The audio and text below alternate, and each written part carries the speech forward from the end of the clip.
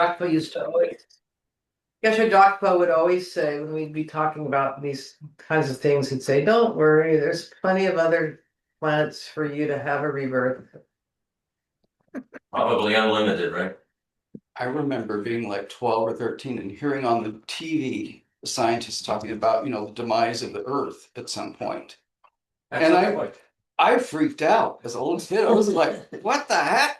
Did you know that you too were impermanent? How about the demise of us? Okay, here we are, Buddhists or aspiring Buddhists or Buddhist curious, Buddhist curious. For a little Buddhism. whatever we are.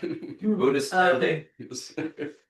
So today's preliminary prayers are going to start with just a brief moment of analytical meditation that I'd like everybody to do, which to start with the following meditative question. Why am I interested in pursuing this Buddhist path? Why am I here? Why? So just take a moment to logically think through why you would spend time doing this and being here.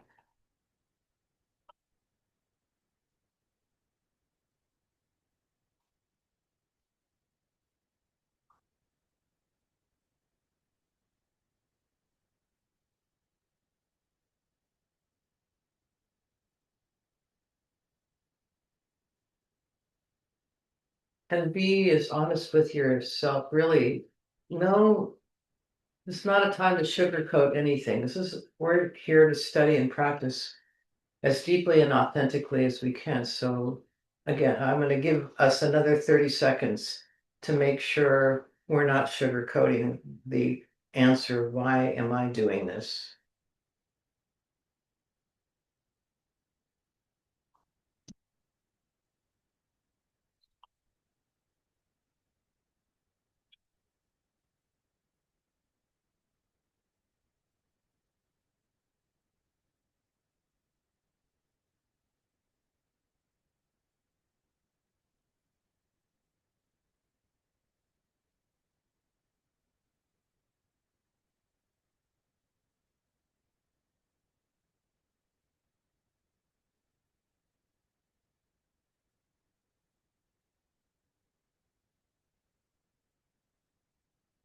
It's said that Buddha Shakyamuni lived many lifetimes developing his qualities, uh, and that ultimately that led to his attaining the state of buddhahood, and that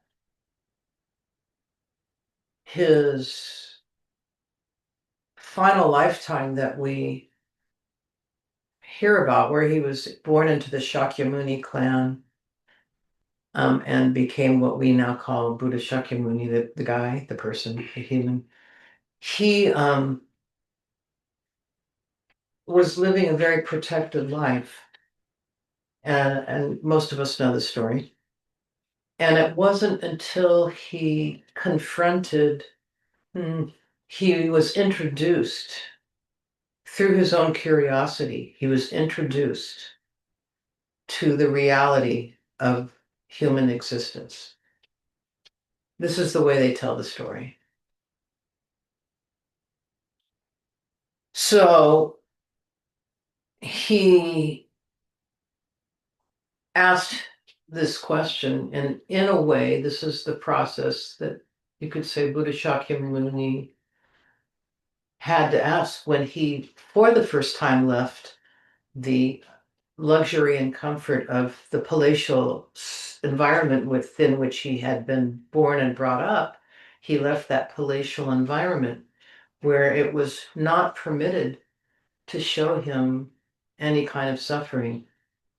And so when he went out secretly, he snuck out, and it said that he drove around the surrounding village in a carriage and was just completely shocked at what he saw. which was his introduction to the phenomena of birth, aging, sickness, and death, poverty, hunger, disease, and all manner of the very ordinary suffering of suffering that we see. And so this sort of triggered, he ultimately left the palace, including his wife and child, and started, because he asked the question, how can this be? And is there, they say, is there a remedy for this? And he became a wandering monk. I don't know what term, but it was one of these wandering ascetics. And ultimately, we, in a way, in our own current circumstances, we're not shocked because most of us were not born in a protected environment where we never heard of aging, sickness, or death, but we similarly are, just like Shakyamuni Buddha, at some level, I'm imagining all of us had some sense that we are pursuing this path because we are seeking a more enjoyable way of existing. I'm going to put it in those kind of neutral terms, less suffering, more loving, more whatever your words are. But and just for a real second, we won't take too much more time on this, but does anybody have anything specific that came to mind that they feel would be helpful to share with the group in answering the question, why am I pursuing this path? Why am I at this class today?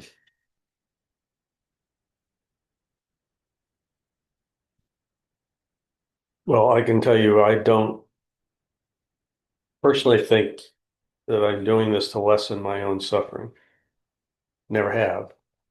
Um, to me, it seems like it's a philosophy that aligns well with, I suppose, the way I think one should lead their lives. And so it's important to learn more about the uh, ways to practice that in a more meaningful level, if that's the philosophy that you believe in to begin with. But to me,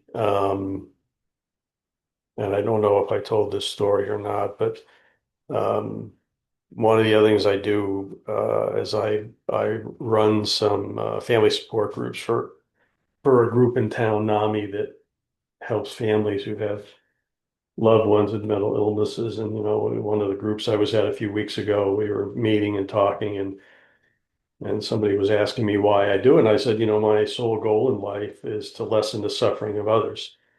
And that's fundamentally the view that I have, and that's what motivates me. It's not to lessen my own suffering, it's to lessen the suffering of others. So that's the reason I um, have adopted and I keep coming to hear about Nagarjuna. I also, because I want to, understand how the world works and how quantum physics works and how Nagarjuna has been the prescient being who introduced quantum physics to everyone long before they knew what it meant. Because reality is subjective, and Buddhism says reality is subjective. And so if we can understand how it's subjective, we might understand quantum physics and quantum mechanics. And actually, then how that would affect happiness of others. In Yeah. terms of when you're saying that, like I agree with you. It's not so much the fact that I feel my life is filled with suffering. However, I am aware that suffering's all over the place. Wouldn't it be nice if we could find a way to ease that? And that's how I see the Buddhist path is. It's a method for not only for oneself, but also then sharing with others a pathway to find relief from, the kind of suffering and what causes it, what causes it. Okay, so wherever you are on this path that's laid out. As we know, it starts with the Hinayana, or the person, the way our lineage talks about it, the person of in the lower scope, you're seeking a better rebirth, or perhaps you're a middle scope and you're seeking liberation from samsara, or perhaps you're like Brian and you're seeking to develop the qualities of a bodhisattva so that you can be ultimate help. Wherever we are on that, and I think most of us are a combination of that. That's what our lineage kind of combines all the time. So we'll take refuge in the teachings of this lineage that are said to help us achieve the reason that we're practicing. And we'll do that. We'll just recite the Tibetan 3 times, and keeping in mind in your mind, your motivation for why you're seeking this safe direction towards your goal. Sangye chodam soki chokdam la chamchu paru dakni kyapsu chi daki chenyen ki pesolam ki drola penshir sangye drupa sho sangye chodam soki chokdam la chamchu paru dakni kyapsu chi Daki chenyen ki pe solam ki drola penshir sangye drupa sho sangye chodan soki choknam la chamchu padu dakni kyapsu chi daki chenyen ki pe solam ki drola penshir sangye drupa sho.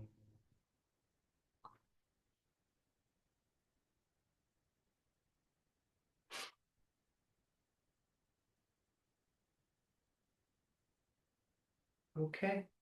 Okay. Thank you.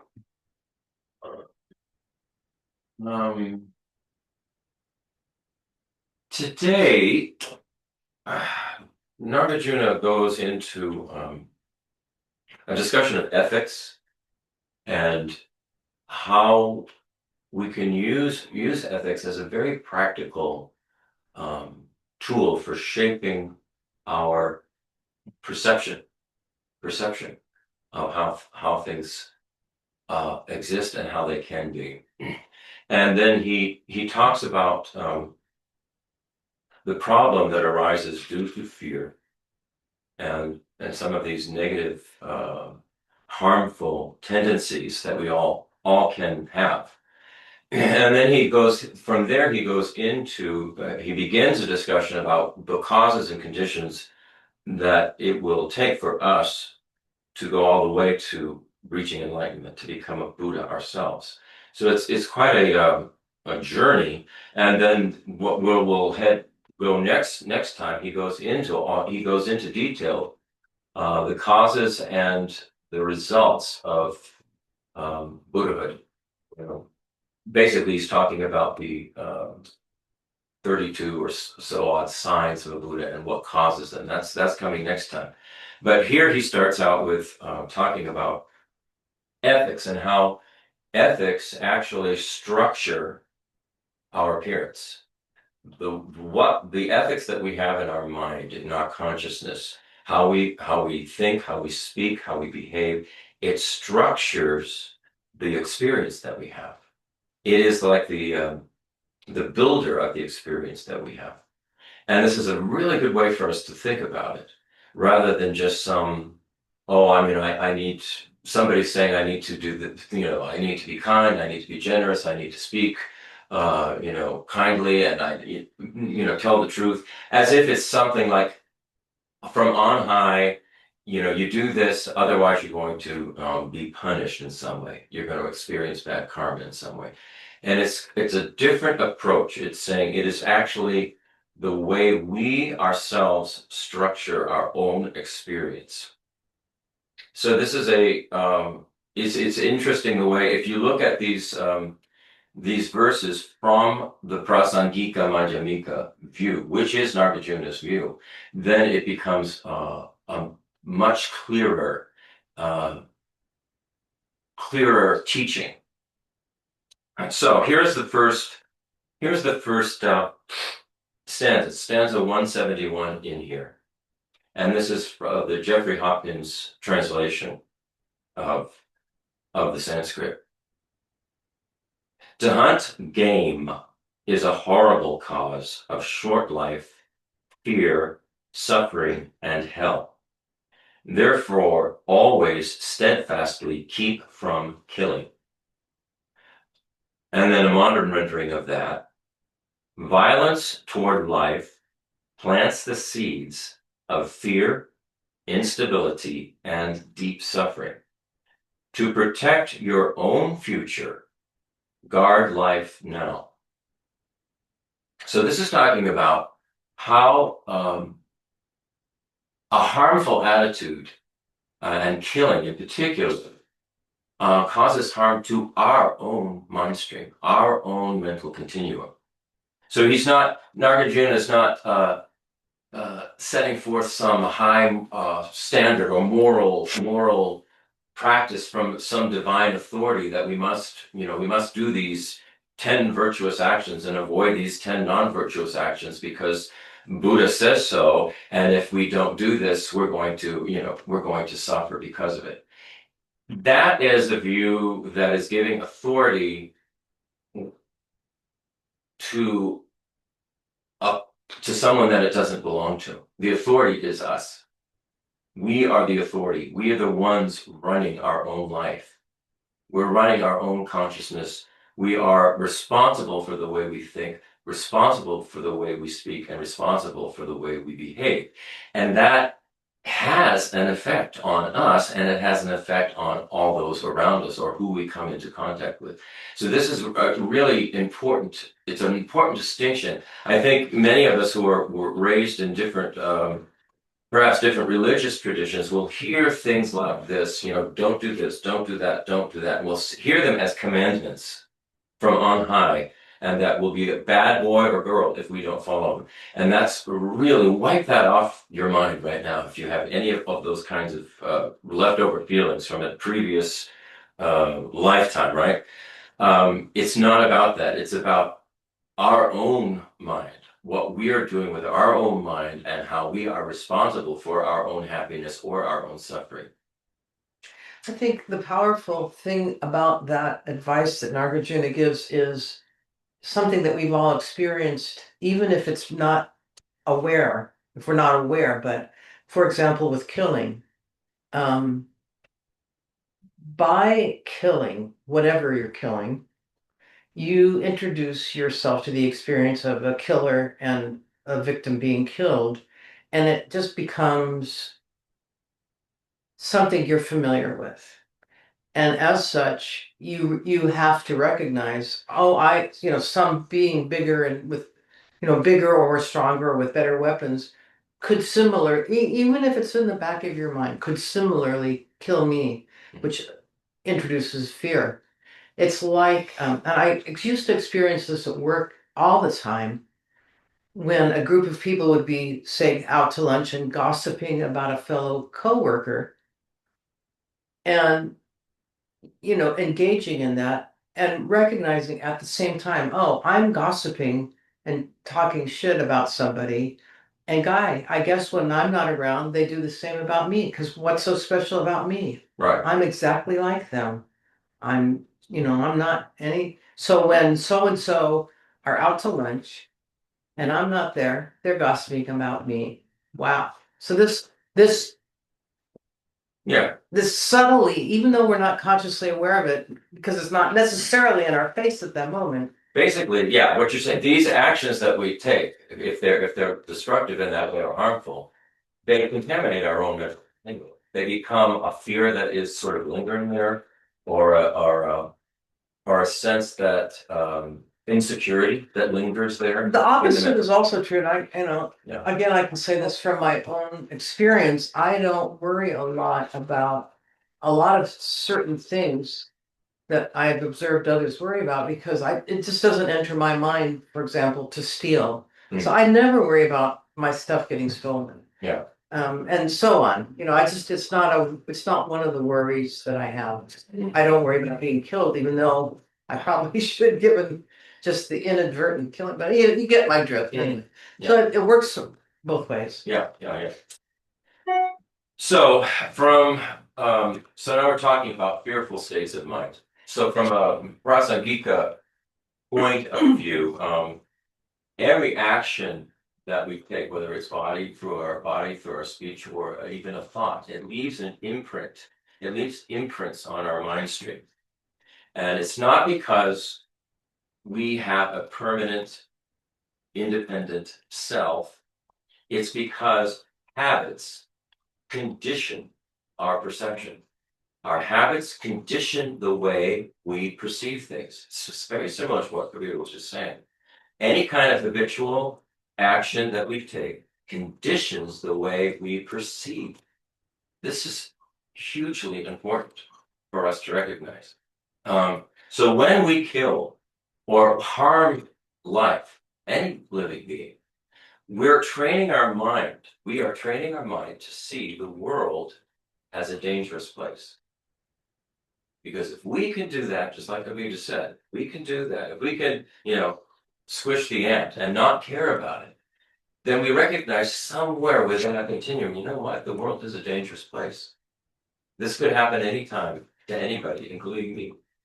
So we're conditioning our perception by our actions. It's really, really important. So when we do this, if we are harmful, even when there's no threat that's present, our nervous system stays on alert because we have harmed before and we recognize it's a possibility.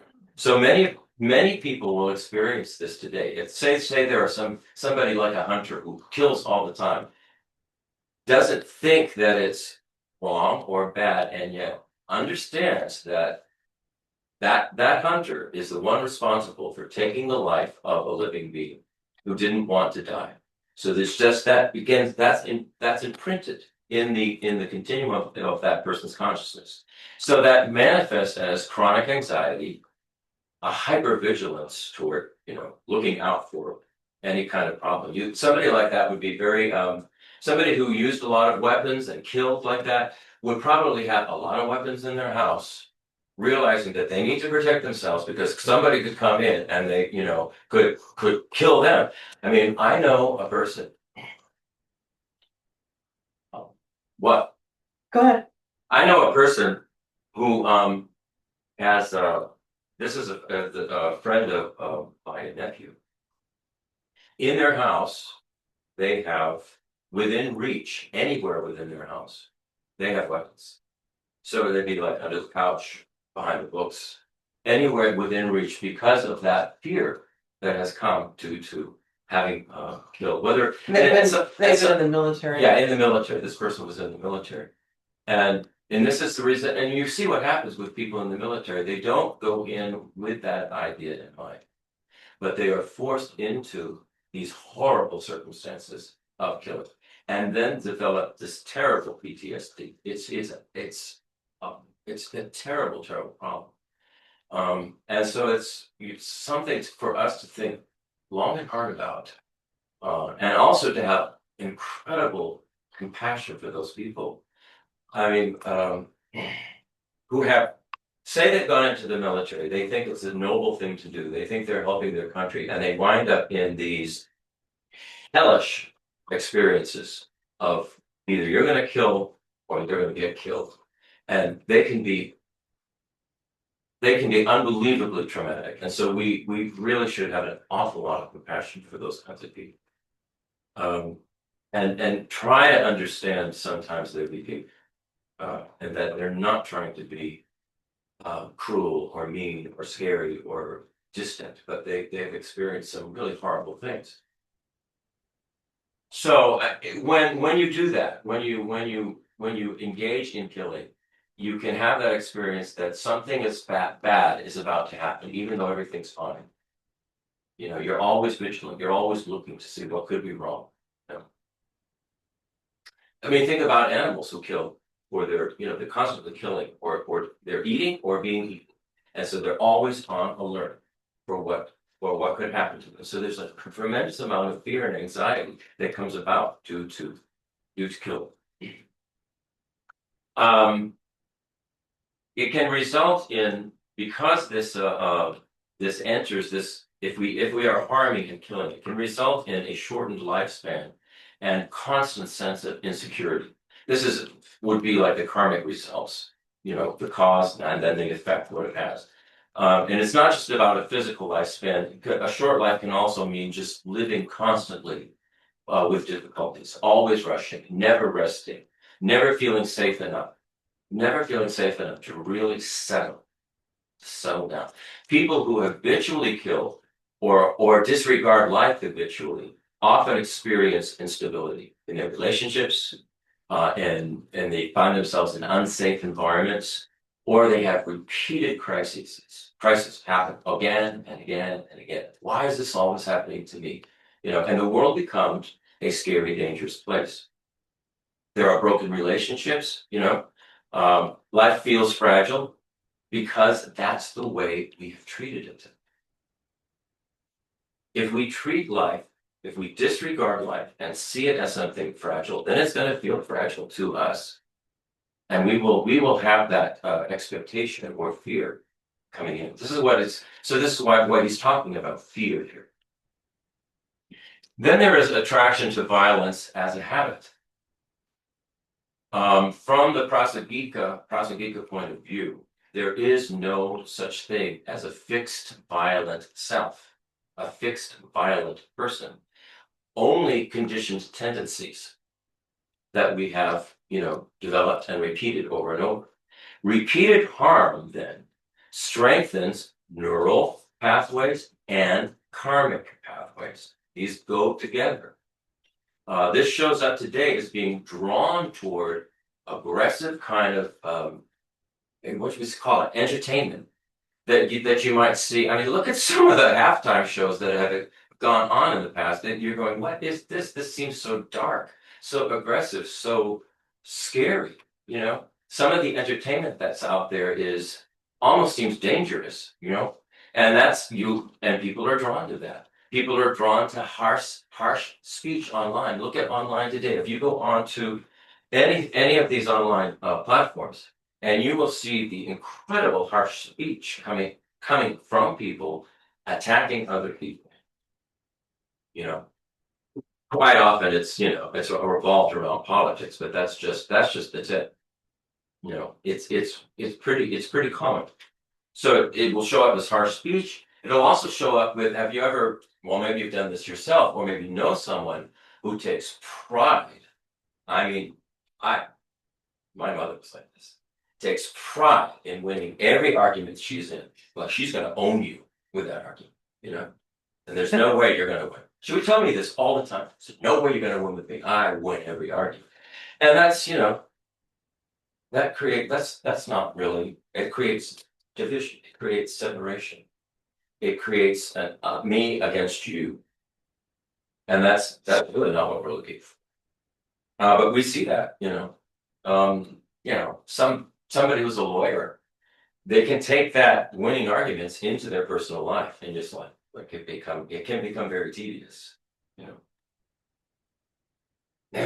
So what begins as an action when we repeat it over and over again becomes a reflex. It's just the way we habitually begin to behave this way and experience you might say, the results from that behavior.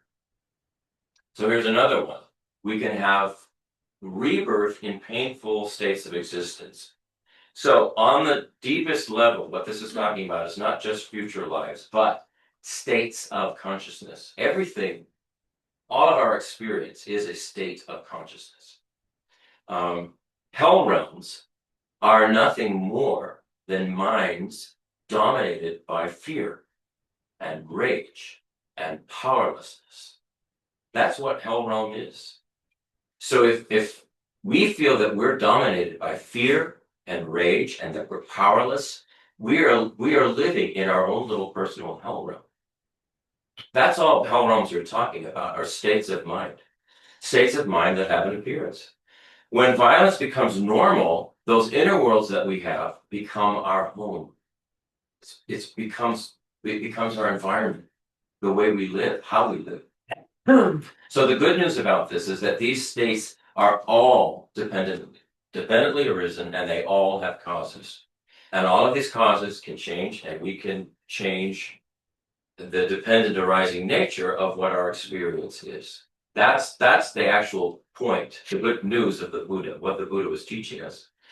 We just fall into these harmful, fearful states due to our misunderstanding of who we are and what we are. So we grasp at ourselves as this inherently existing being, a separate, permanent, individual self, feeling very needy, very lonely, very scared, and grasping all the time to get what we want, and then do and manipulate and do things to get what we think we need. And this is where all of these afflictive emotions arise. That's what they come from, is the wrong view of who we are and what we are. So this is I guess the correction that the Buddha is giving us. That's the pathway. It's kind of a pathway to a correct view of reality and the nature of reality and who and what are we. So what can we do? There are practical Dharma pathways that we can take to turn around some of these, because all of us have some of this. If you go through the 10 non-virtuous actions of body, speech, and mind, where all of us are going to say, oh yeah, I do that. Oh yeah, I do that a little bit. I do that. Actually, it turns out that most of the time we do all of them. We will unconsciously kill. We won't even think about it. So it's important for us to recognize what it's doing and the effect that this very subtle effect that can have on our mental continuum. So Nagarjuna is not saying we have to be perfect, and that's impossible. But what we have to do is we have to be sincere about this and what we're trying to do, and trying to change the way we perceive and behave. So reducing harm could mean something like eating less meat from animals that have been raised under very cruel and inhumane circumstances. It could be something like that. We could buy things less impulsively, always thinking we need more, when we actually don't need more. We don't need all the things we think we do, but we're constantly, oh, I need to go shopping, I need to go buy this, I need to have this, I need to have that, to fill up some sense of lack that we actually don't have. We could also pause and think twice before we post something derogatory or cruel online. Think, what am I doing by putting this out there? Am I creating a better world? Am I creating more peace and more interconnection? What am I doing by posting this derogatory thing? Is that something to think about? So these small choices that we consistently make, they really matter because they reshape the direction of our momentum, our mental continuum. Small choices repeatedly will reshape our mental continuum. So we need to be clear about the choices that we're making and why. So on the deepest level, this refers not only to future lives, but the states of mind. Another thing that we need to do is to cultivate daily reverence for life, human and non-human. And so this, when he's talking about reverence here, it's not like some very prayerful, ritualistic kind of thing. It can be simple. It can be as simple as, you notice a bird outside the window and go, wow, I'm really glad that bird is there. And isn't that bird beautiful? And I really appreciate the song that bird is singing. And so it's cultivating a kind of the word he uses is reverence for life, but also an appreciation for the life that's around. The deer in our yard, or the bugs that you see. I look at the wasps and the hornets that we have here, and I'm amazed at the the technology around building their hives and the sort of the hive consciousness and how they work together. And it's like this is a fascinating thing rather than being this horrible, scary thing that I need to kill and get the spray and destroy. I begin to, because of Buddhism, actually totally because of Buddhism, I begin to look at all of this in quite a different way. You know, why do we have to destroy the ant on our kitchen counter? You know, why do we have to kill it? Push our thumb down and kill it. We don't have to. You know, we can have an appreciation for that being. This is what we, if we do this, this is going to affect our mental continuum, and we will have an appreciation for all life. We will not want to cause suffering for any being, and we will do everything we can to keep that from happening. Sometimes there's nothing we can do. I mean, it's you know, living in this world. I mean, you can't even walk across the lawn or get in your car and drive somewhere without killing something, you know, on the ground. These, you know, these tiny insects and things. It's part of the way things are, but the intention matters. Our intention not to do so matters. Lama Zopa Rinpoche, wow, he took it to the extreme. And I mean, he would hardly even eat because he was so concerned about, you know, destroying little bacteria, or if there were bugs on the vegetables, those bugs all had to be picked off, not rinsed off, because that was going to kill the bugs. So he took this very, very seriously. And it was sort of he was giving a very extreme example of this for all of us to look at. But it's something to think about. It is something to think about.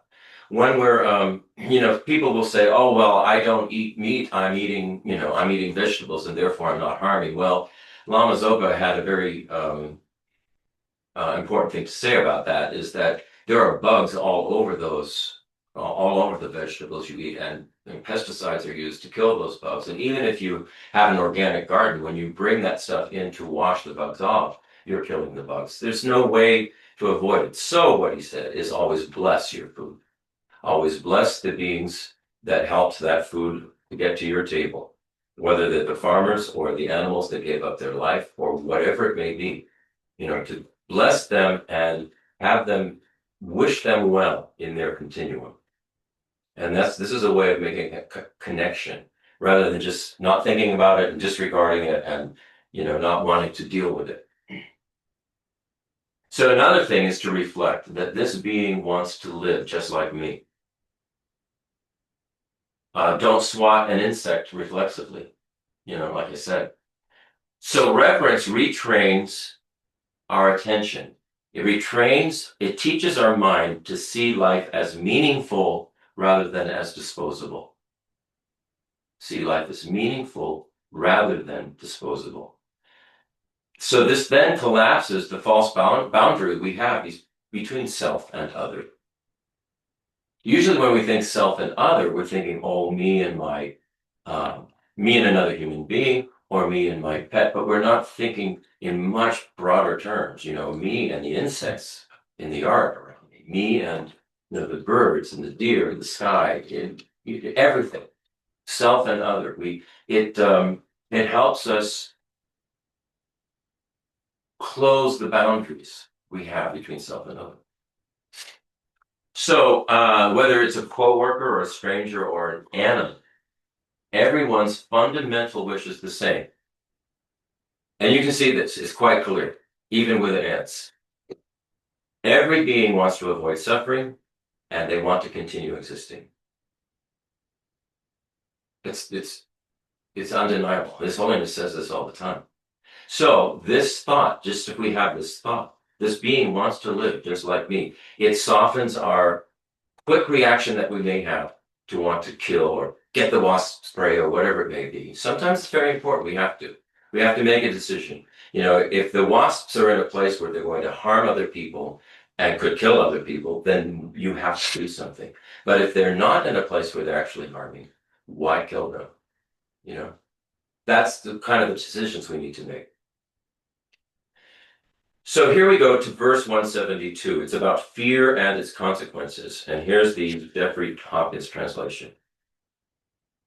Those who frighten embodied beings when they encounter them are malevolent, like a snake spitting poison.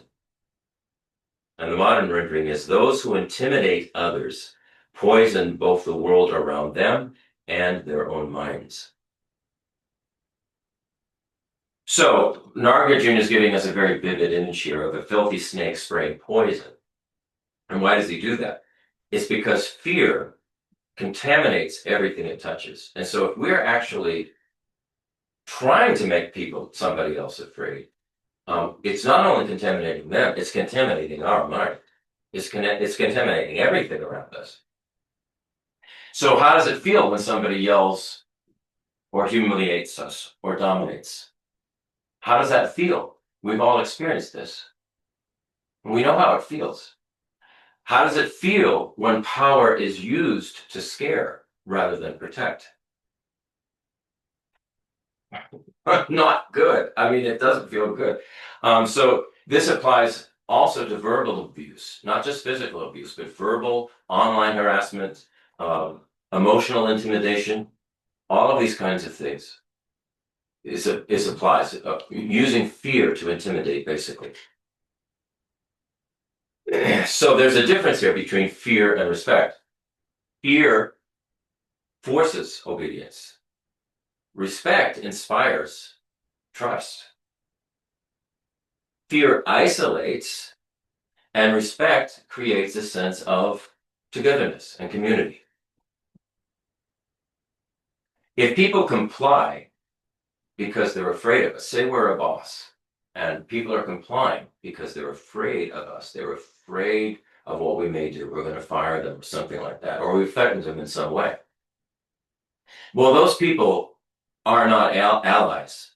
They're just trying to survive. So actual respect, real respect, comes from kindness, competence, and being, having integrity. That's where real respect comes from. Fear is not respect. Fear shuts people down.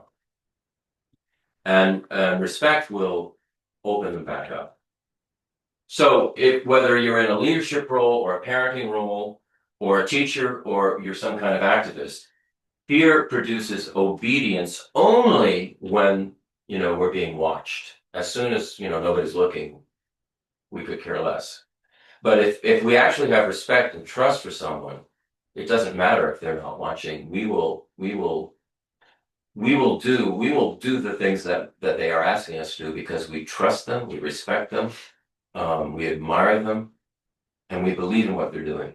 And this is really, really important when we find any of us find ourselves in any kind of leadership role, whether it's in a family or a business or whatever it may be.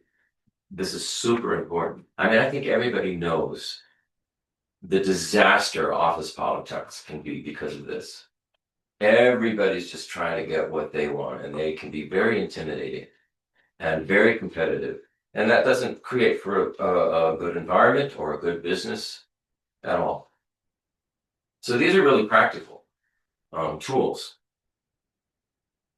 So fear will create compliance. It will. People will comply to avoid punishment, but it's very fragile and it's very temporary. The moment the pressure to comply disappears, so does the cooperation.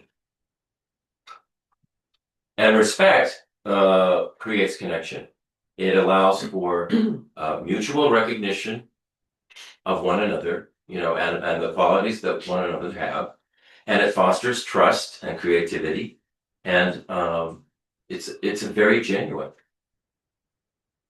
So from a Dharma perspective, respect aligns completely with interdependence, and fear goes completely against it. So fear is actually going against the nature of how things exist. So it's not going to work, not in the long run. It's going to create problems.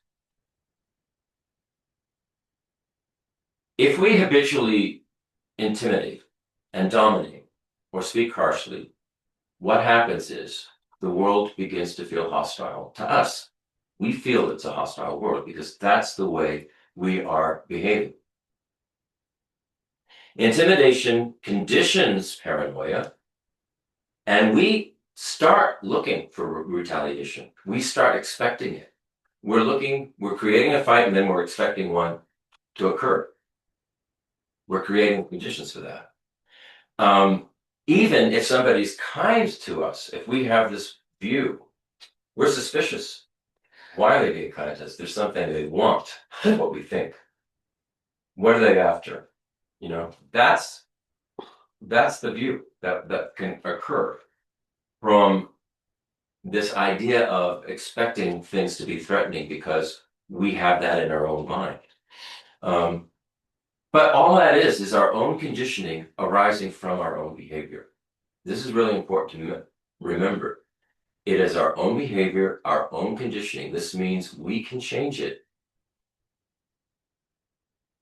And I mean, we all know this. If, say you're in a family and somebody in the family, particularly a parent, is engendering fear, well, that spreads to the entire family. It affects all of the kids. It affects everyone around them. And everybody is living in this kind of needles and pins environment. When are they gonna blow up? Look out, And so it just becomes a very, very toxic environment if we are generating fear and towards others.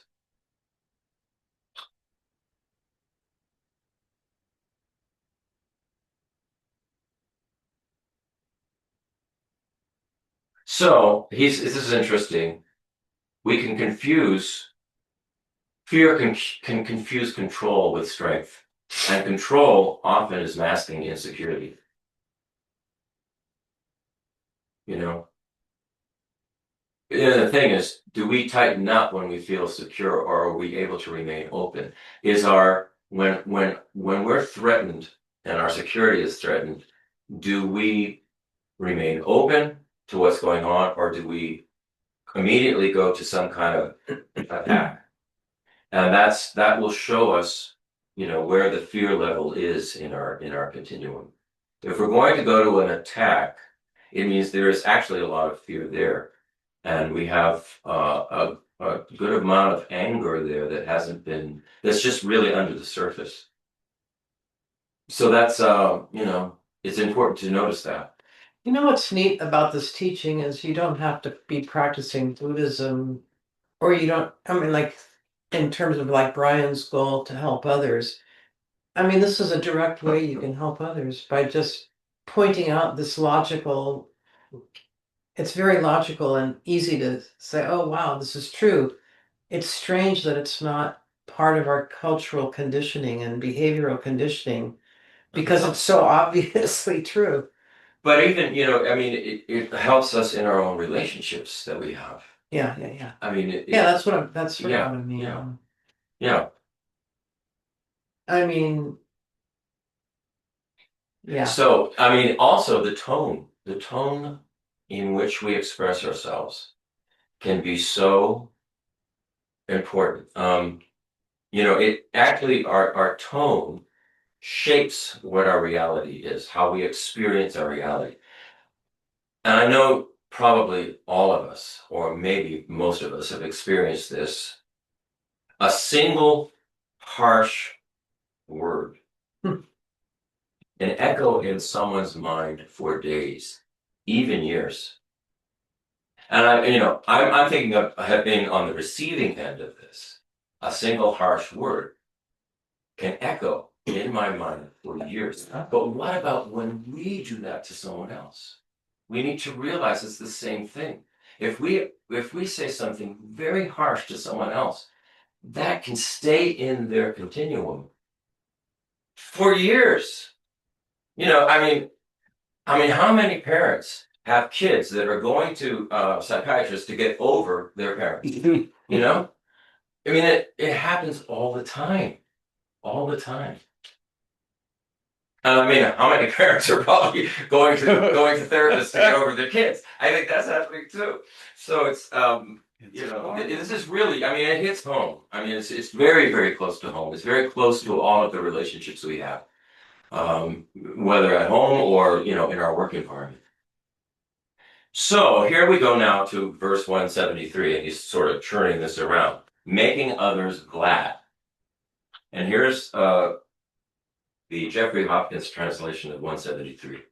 Just as farmers rejoice when rain clouds gather, we can all feel that one now because we're having a drought. Those who gladden beings are beneficent. And here's the modern rendering. Those who bring ease and joy to others nourish the world like rain nourishes crops. So wouldn't that be what we want to do? Wouldn't we much rather bring joy and benefit to others and nourish the world rather than cause all this discord, I mean, so when we gladden others, I mean, joy is a transformative force. It really is. When we gladden others, we generate the conditions for openness instead of fear. Joy is a signal of safety. Joy signals safety. When people feel at ease around us, their defenses drop. This creates conditions for honesty, healing, and growth, both theirs and ours. If we have like a wall set up like, I'm not going there, I'm not talking about that. Well, that does not create a sense of openness within our relationships or, any relationships we have and environments of our relationships. It does not create that. How does that have to do with joy? Because we're wanting to be a benefit. We're wanting to, the word you use is gladden others. So gladden is a form of joy, to gladden others, to make them happy, rather than controlling or, not trying to manipulate them in some way. There's a big difference between manipulating and actually wanting to make somebody happy. This is coming to mind because having lived with you for over 50 years now,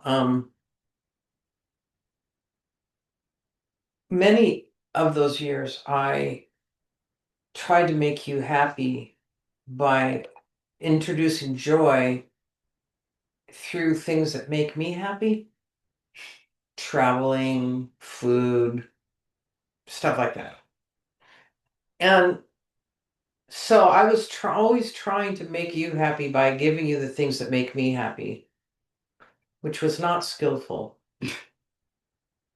I mean, it's only been in the last 10 years that I've started to figure out, like, I just. Well, I'm still here. You didn't make me that unhappy. It's not that I'm trying to make a point is that it also requires some. Lama Pasang said, you need to help people in the way they want to be helped. Right. That's a really. He said that, and so I was thinking of that with this. You need to try, gladden people in the way they want to be gladdened, not your. And that means we have to be more observant and get out of our own little bubble. Yeah. And see, well, all right, what actually does make other people happy, and can I help? Is there some way I can support that? I'm always dealing with this with Amina's kids, my sister's kids, and as their aunt, like it's a puzzle how to do that. So often, what we do is we go, here I am, this is me, like it or lump it. And this is saying, this is a little different. Here I am, I'm part of a whole interconnected environment. How do I make it better? How do I help raise it up rather than, bring all the attention to, do what I want? This is the problem with ego self-grasping. It's the problem with all of the samsaric state of existence. And we clearly see this everywhere in the world. It's the ego self-grasping, that's the problem. It's the issue. Look at me. I think in a lot of my work experience, especially, that probably the less I did, the happier. No, I'm serious. Well, we all laughed. I don't know what you meant by the less I did. Yeah, no, I mean, I remember, I'm just, anyway, the less proactive I was to try to improve something, the better things went. Yeah. And I think that the thing is to genuinely, honestly and genuinely find the ways to raise other, to find the good qualities in others and support those good qualities. I mean, there are times when we don't genuinely do it and we're just being manipulative. Yeah. There's a big, big difference. There's a Yeah. big difference. Yeah. You know, and somebody's going to pick up manipulation very quickly. Sometimes, I mean, this is a little bit of projection, but sometimes all I have to do is think, okay, that person wants to be loved and valued. And so it helps me just sort of try, it helps me in terms of opening my mind to where's that person at. Right. And it's not just people. It's like I said before, all beings want to be Oh, happy, yeah, and yeah. they don't want to suffer. It's just a given. It's a given. It's a little harder with long distance relationships, but Oh, sure. still in all, It is. So where are we here? So we can reshape our habitual propensities. And we all know we have, some habitual propensities that are not beneficial. So we can reshape those. Each act of kindness, each little act of kindness that we do, it doesn't matter. It weakens self-centered habits. So it's a question of shifting our self-centered habits little by little by little to habits that are going to be kind for the whole environment that you're living in. And to think of that and to recognize by doing so, it's actually going to make you happy. It's actually going to make you happy, more happy. And then over time, he's saying, joy will become our default. It will become our default mode. It will become our default response, not suspicion and distrust or irritation. That's the biggest one. We just get irritated, and irritation is nothing more than a form of anger. And we all know where anger can lead. So these little incremental steps, just little acts of kindness, will start to shift and change the shape of our mental continuum. And over time, it will start to become our default mode. That's what he's saying. So we actually are participants in generating a kinder world. And it's not an abstract concept, even though it sounds like one. It's actually it has to do with relationships, and it's a relational. It has a relational nature to it. Every interaction that we have with others, whether it's an activity that we're doing or a conversation that we're having, it shifts the shared emotional mood in one direction or another. So anything that comes out of our mouth has the capacity to shift the emotional mood of the situation that we're in. So we need to think really carefully about this. And it's not just what comes out of our mouth, it also is body language, the reactions that we have. And this is where we have to really work on ourselves and find a genuine way to do this. At first, Rabina says, fake it till you make it. And we can do that. But we actually have to, at some point, no longer be faking it. At some point, our actual motivation is to make the whole system, the whole environment happy and functioning in a very healthy and productive way within our family, our work environment, and the larger community, and then the world. This is how it will work. So it's all of this that can change, and we can create a better world, but it has to start very, very personally, and in these little increments. And we have to find a way to be genuine about it. And the way I find to be genuine is to use logic.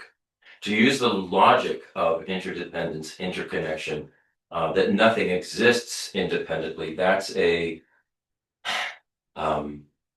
illusion. It's an action illusion.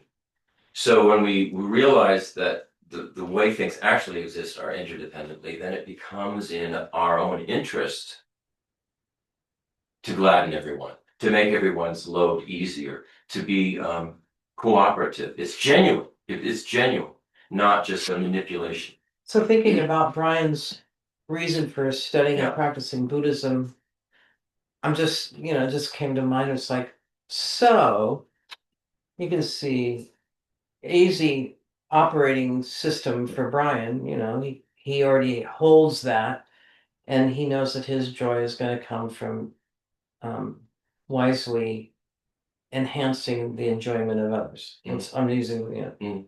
Well, you don't want, it's sort of like teach a man to fish and he eats forever. So in Buddhism, they say the way you help others is by sharing this information. So someone like Brian, who's in it to help others, would then naturally share, this is the mode to, this is how you exist to have an enjoyable life. Yeah, yeah. I mean, that's what the Buddha was. That's how Buddhism helps others. Yeah, exactly. It's the sharing of the Dharma. Yeah. Because obviously Brian knows, I know many of Brian's stories, he knows that he does not have a magic wand to transform the lives of the people in his sphere. Well, neither did the Buddha. No, I know, that's my point. That is exactly my point. And that's sort of like getting a grip with reality. So Buddha came into a situation and said, okay, y'all are suffering, well, here's what you do. Here's what I've found. Here are the things you can do. And it's not as if the Buddha's teachings have ever left. They have continued. So the Buddha's influence continues right up to this day through the teachings that the Buddha gave. And so it's huge benefit. It's huge benefit. Especially when you really understand what Buddhism is talking about is the nature of consciousness, the nature of reality, and how we can exist in a way that is beneficial and happy rather than a way that causes suffering and pain. It's a choice we make, but we need to know how. This is the problem. We don't know how. We're just going on autopilot with ego self-grasping. There's something that Geshe Nima, when he was here last time, many of you may remember that he gave the transmissions for a set of mantras that he requested us to say each day. And recently, and he gave a particular visualization. This morning when I was doing them, I can't recommend them highly enough. And Christopher and I talked about this a lot because it's through this process. There's a way in which I used the metaphor the other day. It's like I want to learn. I'm getting my guitar chops back up, trying to, and practicing scales. You can't really, say directly, well, how is that going to help you play this piece by Terega better? I don't know, but it just so the mantras themselves and the visualization and all that ends up kind of sort of like tuning the radio station to a more clear reception. I don't know. And over time, that practice that he gave. He's, as we all know that have met him and been around him, it's amazing that we have had the benefit of his teaching and his interest in our development. Yeah. There's a saying, practice makes perfect. Well, that works with, practicing the guitar or practicing the piano or practicing singing. And it also works with practicing the Dharma. Yeah. The Dharma is not something that we're just going to hear once and it's going to transform our lives. And going back to the Nagarjuna, practicing everything we do is a form of practice. Yeah. So if you're killing, lying, gossiping, what are the 10, instead of practicing the virtuous side of those, you're engaging in all the unvirtuous ones, you're practicing into perfection your ability to kill, lie, steal, sexual misconduct, the whole. So what we create is anxiety for ourselves and pain. So by adopting the other side of the thing, you're increasing. Yeah. I mean, this really comes down to us, and we have the power to do it. We are the ones who are the drivers of our own consciousness and our own mental continuum. And given the information, we can do this. We can do it. It's just, if we get the correct information, and I believe this is correct, just logically, I can see this, that we can actually, and we will see through our own practice, just as we see when we practice the guitar or practice the piano or practice basketball, we get better and better and better at it. It's the same with the Dharma. If we practice it, we get better and better and better at it. It goes deeper and deeper and becomes kind of like the fiber of our being and the way our mental continuum functions. And that's what this is talking about. So here we go to the next section. Let harmful behaviors go and adopt constructive ones. And here's the verse 174, the first part of it. Thus observe the practices incessantly. Wow. And abandon those that are counter to the practices, those practices. So the modern rendering is keep practicing what leads to clarity and kindness, and let go again and again what leads to harm. It's kind of simple. And the problem that we have is we have become habituated, like almost a reflex to some of the, I mean, if you look clearly and carefully at those 10 virtuous actions and the non-virtuous actions that go along with them, you will see clearly where your habits are, and what you need to work on most. For some it may be lying. For some it may be promiscuity. For others it may be what do they call it? Just mindless speaking, talking. And you have to understand what the consequences of all of those things are, and then do the opposite. Focus on the virtuous opposite to that. What counters that? And that's a practice. That's a daily practice. So why practice actually works? And Nagarjuna summarizes the path and says it's because Dharma works because nothing is fixed. Nothing has a fixed inherent existence. Now that can sound abstract and scary, but it also is salvation, if you want to put it in those terms. We are not fixed. Our being, who we are, is not a fixed permanent thing. We can change. If there's something we don't like, something we'd like to improve, we can change it. I mean, that's I don't know if there's a more hopeful message than that one. I mean, that is unbelievably hopeful, And not only is it hopeful, but when you look at the logic of it, it makes sense. Nothing is actually fixed. Nothing does exist independently. Everything is interconnected and in relation to one another. I'm thinking about this in sense of question. Oh, go Yeah. ahead, Mary. Well, my question is, if nothing is karma fixed, the effects of karma fixed. So if nothing is fixed, are the results of our actions fixed? I know karma can be mitigated and changed, but that just jumped out at me as a big question. Well, right, and that's to be on a trajectory of the result of circumstances, and I'm just curious about that. we are, yes, karma can be you can, like you say, mitigate it, and it could also be mitigated to the point where it's not, you're not going to experience, say for instance, some kind of hell realm, because you do these practices that sort of clean up. You're actually cleaning up your own mental continuum. You're looking at yourself and you are purifying your own mental continuum by saying, I'm not going to do this anymore. I'm cleaning this out of my system. These are what these practices, like the Vajrasattva practice. That's what it's all about. It's not like Vajrasattva is some being that is coming down from on high and fixing us. Straightening out your karma. Straightening out our karma for us. Yeah. Vajrasattva is this, it's sort of a technique of, and almost you imagine it as yourself, the self that you can be, that you can become, that you could be, this perfect self, right? And the power of that, of knowing what it is that's possible, you're cleaning out all of these negative imprints that you have and replacing them with, in other words, it's not just saying, I will not kill anymore, I won't kill, but saying, I will protect life.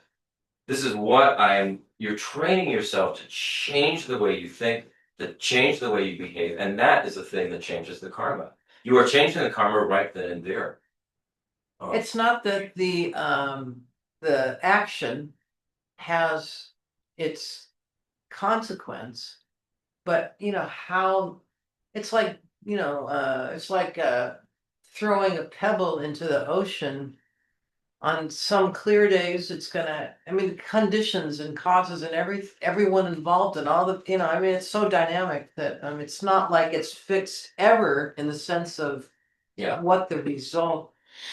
And keep in mind also, it's really a misnomer to call it a result. Because karma is so dynamic, every action is merely just on infinite assembly line of Yeah. Yeah. action, response, action. So each result is itself the cause of That's the something next else. thing. Yeah. Yeah. It's all So part. we have to really open ourselves to a lot less linear thing, and that thinking more about that, I think, relates to Meredith's question Yeah. in a way, because it's not like the result is ever fixed. We have a tendency, because of the way we think, because we have thought we have this independent, self-existent ego, that we have a tendency then to project out onto everything those qualities. And so we think that a result is a permanent result, or we tend to concretize and objectify everything, even the concept of emptiness. We try to concretize it. We try to concretize what these Buddhist deities are. I mean, it takes a lot for us to shift the way we think about the nature of things in reality to not do that, because it's such an incredibly, apparently primordial kind of habit that we have to objectify and concretize and see a separation between subject and object, self and other.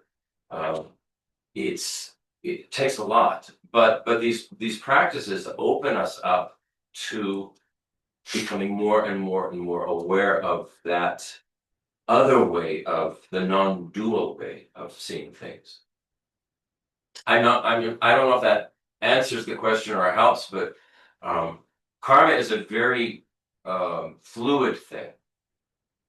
It doesn't mean because I killed today, I'm going to be in a hell realm, in my next life. It does not mean that.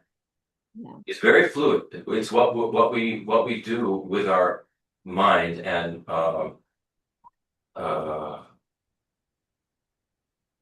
how we change our behavior. Yeah. I think it does answer the question or the contemplation. I think it requires like extreme mindfulness in any given moment because it is so fluid. And we lose that. We have moments of mindfulness or moments of presence, and in between, we're kind of on this linear, or we think we're on this linear path. But in any given moment, I suppose, from our discussion, that there is always choice and action that has different sets of Yeah. well, anyway, it's interesting, but it really jumped out. So yeah, it does.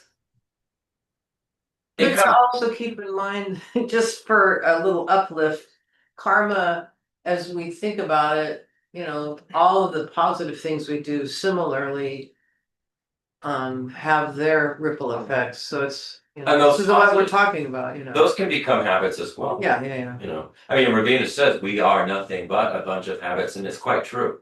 So what we need to look at is, what are our habits, and are there habits that we have that we are not happy about, because they continue to cause sort of this discord and frustration and anxiety, and what do we do? Can we change them? Or can we change the way we think about them, even? A lot of it is changing the way we view it or think about it, and see it in a different light. Because some of the habits can be very, very, they almost feel primordially strong. It's like, how will I ever get rid of that habit? Change the way you think about it. Change the way you view it. Don't condemn yourself over it. Change the way you think about it. So that's a start anyway. So Prasangika Madhyamaka says there is no fixed, quote, bad person or fixed, quote, good person. only patterns. Patterns. Patterns that we ourselves establish and perpetuate through our own thoughts, speech, and behavior. We're the boss. We're the ones doing this, which is the great news is we're the ones who can fix it. We need to stop blaming. Just trash it. Trash blame. It's worthless. It's worthless. It's a waste of our time because the blaming will never solve our problem. We just take responsibility for our own thoughts, our own speech, our own action, and go, what do I need to do to change it? To make the patterns, my patterns, different, better, more in line with interdependence and interconnectedness, because that's the nature of how things exist. I mean, I love the logic of it, because you can always go back to the logic and go, yeah, this makes sense, I'm doing it. I mean, no matter how long it takes and how hard it is, I'm going to continue trying because it makes sense. We're the ones who are driving our own patterns, nobody else. We like to blame our parents, or we like to blame our boss, but we're the ones doing it. We are responsible for our reactions and the patterns that we generate. So by consistently practicing the Buddhist strategy, now this is a strategy, okay, of training in ethical actions, speech, and thought, we can effectively put an end to our unwanted habits. Unwanted, not all habits are bad, unwanted habits, and gradually retrain ourselves toward more beneficial behaviors. Our ethics shape our perception of the world. Our ethics shape our perception of the world. This is a real important point here. Buddhist ethics are not moral rules. Again, put that in the trash. Buddhist ethics are not moral rules. They're a transformative practice of perceptual training that helps us improve how we experience life. Say that again. They are what? Buddhist ethics are a transformative practice of perceptual training that helps us improve how we experience life. If there's one important part of this whole business, it's this. Because we misconstrue all this stuff about Buddhist ethics. And I go, oh, ethics. Buddhist? Say it one more time. Buddhist ethics are a transformative practice of perceptual training that helps us improve how we experience life. For instance, act kindly, and the world appears more kind.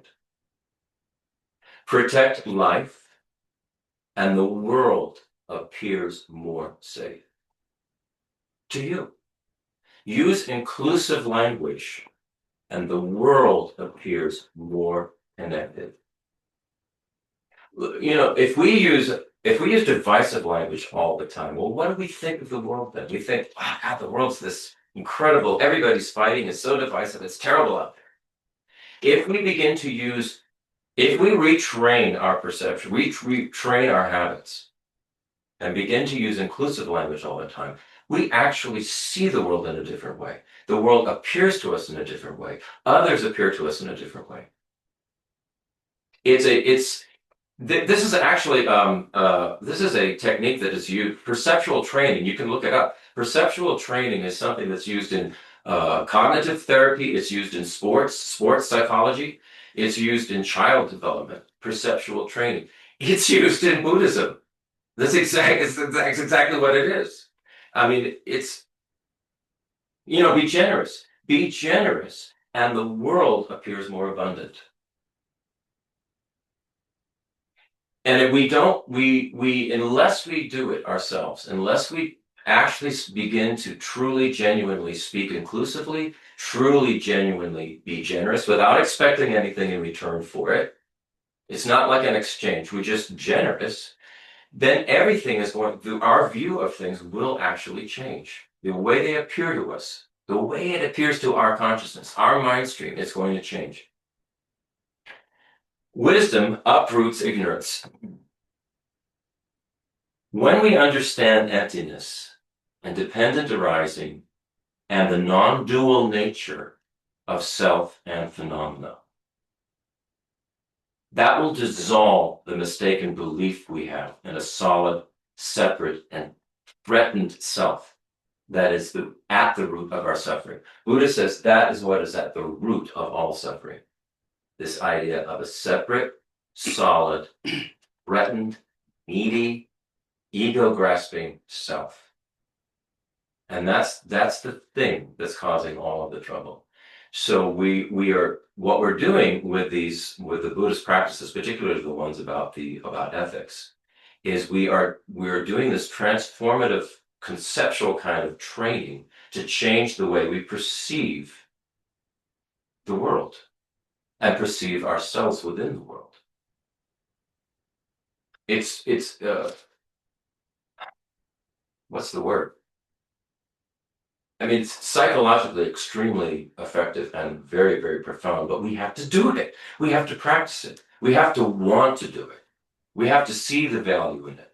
Because if we don't see the value in it, we won't do it. We'll think, oh, this is a pain in the butt. This is where relearning to play the guitar has improved my confidence in Buddha's practice. It's like, oh wow, so this is like, it's just repetition and being motivated to keep trying. The same exact principle applies to wanting to practice the guitar and better yourself and create this beautiful thing. The same motivation applies to Dharma practice, to create the beautiful you that we all have the potential to be. Why wouldn't we want to do the challenge, thinking about Brian's motivation, and all of us, our path is the Bodhisattva path. We are Mahayana, which means we're in this to improve ourselves and others. But, the emphasis is always on other-centeredness. Which is logical.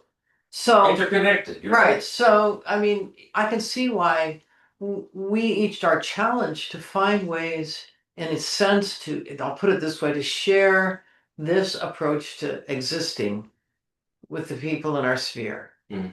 To not think, oh, I go to this class and this is my information for me, but to think, no. If I want to see a happier world, it's upon me to find skillful ways. Don't force it down people's throat or anything. Just in your small little ways. Well, just by practicing. Yeah, exactly. Just by practicing this, people are going to notice it. They're not going to go, oh, what are you trying to tell me something? No, people would notice, oh, well, you don't seem to get upset about this or that, or, you're very inclusive with me. And, I mean, it just will be self-evident. We just need to practice what the Buddha has told us to practice.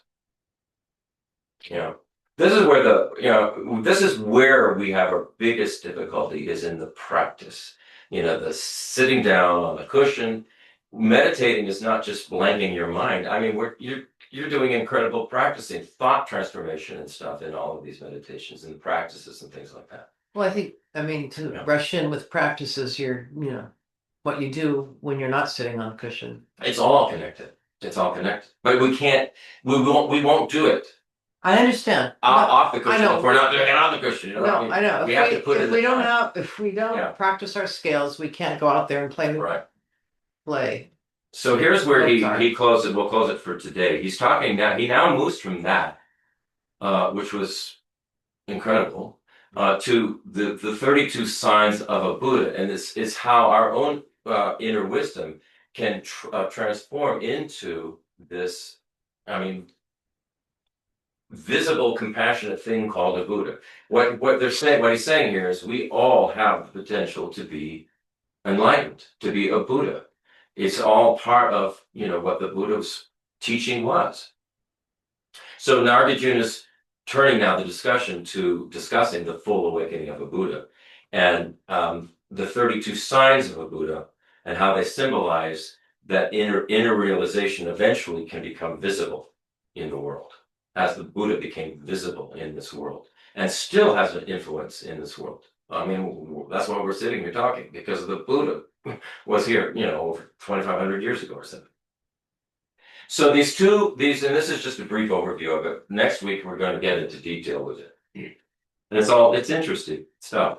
The 32 signs arise from two collections of merit and wisdom. So merit is ethics, compassion, generosity, and wisdom is the realization of emptiness and non-duality. So compassion, wisdom, the two wings of the bird, you need both going together. So because all qualities, whether they're beneficial or harmful, all of them arise dependently. And for us, they're arising within our mental continuum, based on what we're doing, thinking, speaking, behaving. So what we are practicing now, right now, is shaping what we are becoming. It is shaping what we'll become, what we're practicing right now. So what we're practicing right now. So he's talking about the path to Buddhahood.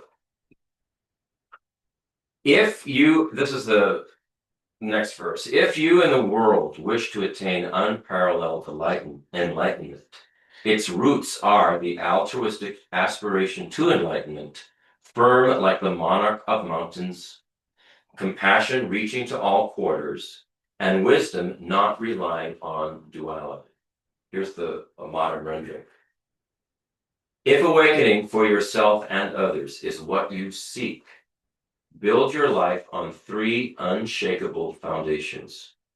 Bodhicitta, which is this enlightened heart and mind that wishes to become enlightened, or awakened heart and mind that wishes to become enlightened for the benefit and happiness of not only oneself, but all other beings with whom we are connected. That's bodhicitta.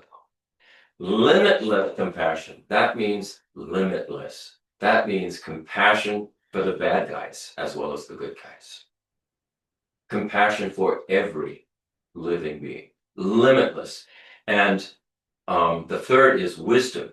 Wisdom that is free from the extremes of inherent existence and nihilism. Either everything exists the way it appears or nothing exists at all. And Buddhism says those two extremes they're out to lunch. They're completely wrong.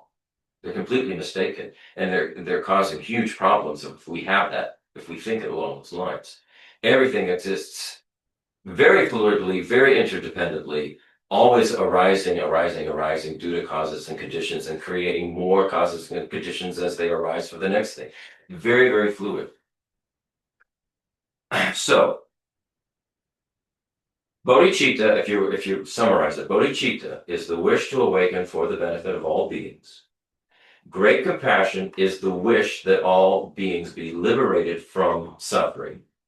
And the wisdom free from duality is a realization of emptiness that's beyond, well, we'd say eternalism. Everything exists the way it appears forever. And nihilism. Nothing exists at all. Nothing means anything. The realization of emptiness is beyond those two extremes. Prasangika clarifies that our compassion motivates us. It motivates the path. It's the reason why we keep going. We recognize, wow, there is an unlimited universe of sentient beings to whom I am connected, and there is no end to this. So it's a motivation that keeps you going. It's not just for yourself alone. I mean, that's very, very lonely, actually. I mean, but this compassion motivates the path, motivates you to keep on. The wisdom makes actual liberation from suffering possible, because we can see suffering is arising due to causes and conditions. It is not an inherently existing thing. We change those causes and conditions, and we will be liberated from suffering, and we can help others to do the same. And neither of those two things work alone. Compassion and wisdom, they're like two wings of the bird. They both work together. Okay. Let's see, because we're just about ready to stop. So, yeah. So Jeffrey Hawkins, the last verse said, "O great king, listen to how your body will be adorned with the 32 signs of a great being." Modern rendering is, if you want to know how awakening becomes visible in the world, listen carefully. These qualities arise from causes.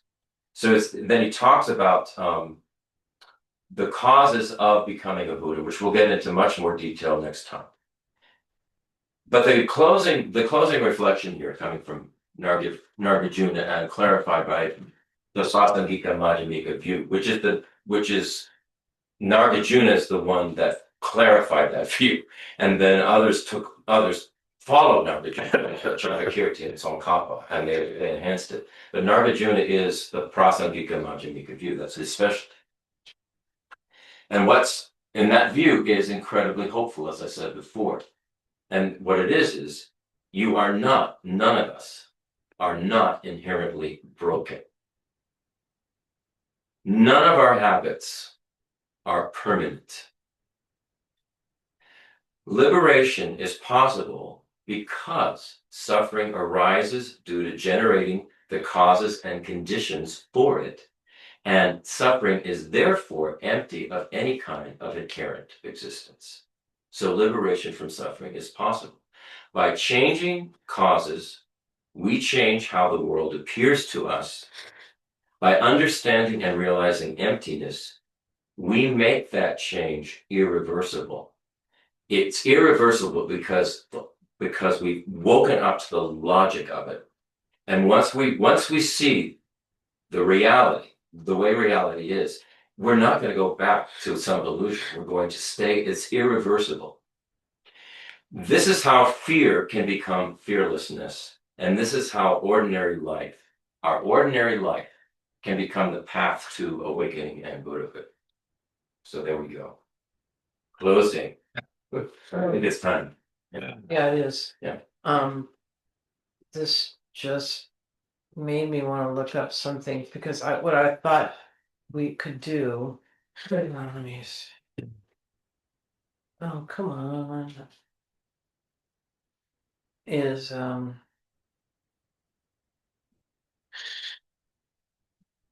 visualize yourself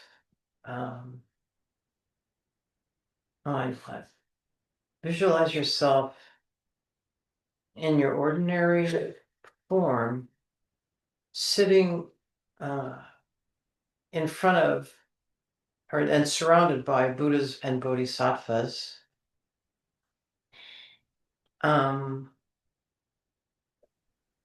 And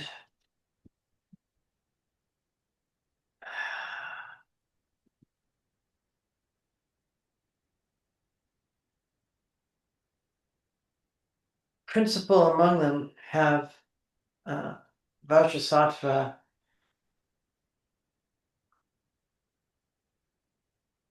above your crown.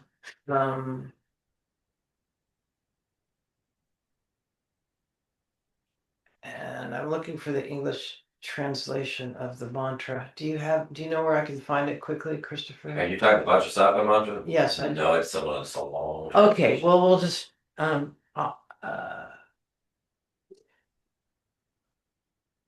those of you who know the Vajrasattva whole mantra, just we'll say it together in a moment. But if you don't know it, just visualize everything you've heard in this session and all of your aspirations to develop and develop yourself and help others. All of that is embodied in Vajrasattva on their crown. You are surrounded by all the teachers and the teachings. And as we say the mantra slowly together, just picture the purifying light of Vajrasattva pouring into yourself completely, your body, speech, and mind, your consciousness, pouring into you, replacing, if you will, the propensities that are to be abandoned, the habits that are be abandoned. So those are being dissolved, while the qualities that you wish to increase are pouring into you.